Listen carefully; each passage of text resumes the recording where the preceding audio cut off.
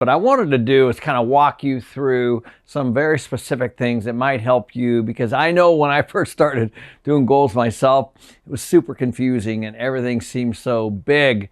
So I think the whole point, and we've already talked about a specific, measurable, actionable, relevant, or timely, or realistic, I think is what we said in the videos, but you get the point. So let's just start by what's a specific goal. So as we want to talk about here, we want to make sure that your goals are focused and they're identifying a tangible outcome. It's very, very important. Without the specific, your goal runs the risk of being too vague, and then of course it's hard to achieve. And so we're going to put this in the graphic for you as well.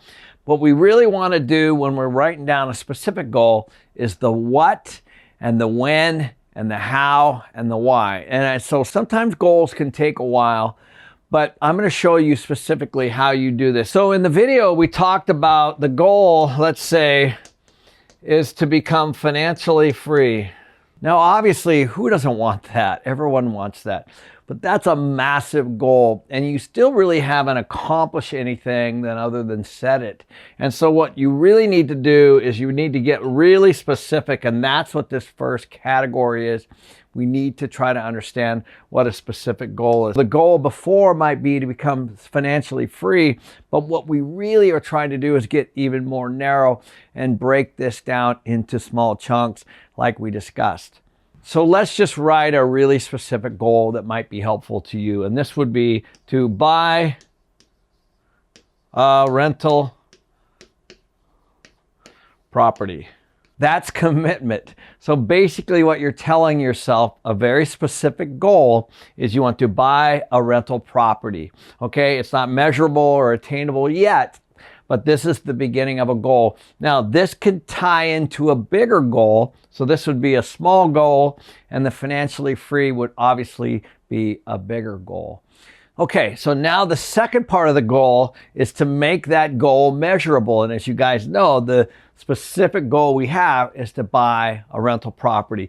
But now, to make it more measurable, what we want to do is we want to buy one, so that's the key, cash flowing rental property.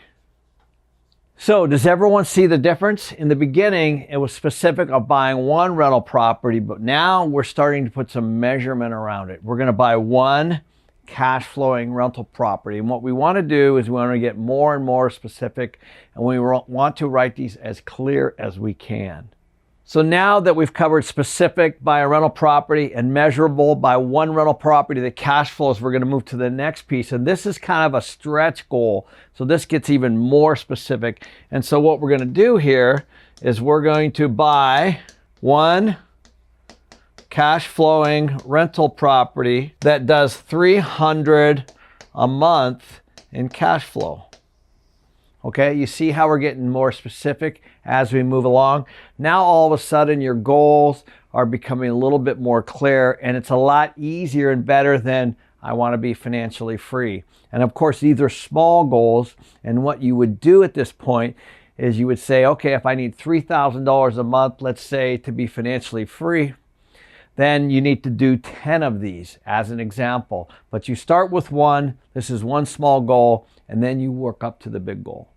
Okay, so now we need to make it realistic or relevant. And so the next goal, of course, is going to be even more and more clear, which is, let's say we start with goal is to buy one rental that cash flows $300 a month in Phoenix. Okay, you see how we're getting tighter and tighter and tighter. And by the way, this could be $200 a month, this could be $500 a month, this could be one fourplex, it could be an 8-unit, it could be in Phoenix, it could be in Austin, it could be near a university. It doesn't really matter, but what we're trying to do here is get really clear. I had somebody come to me the other day, and they live in Tempe, Arizona, which is near the university here at University of Arizona.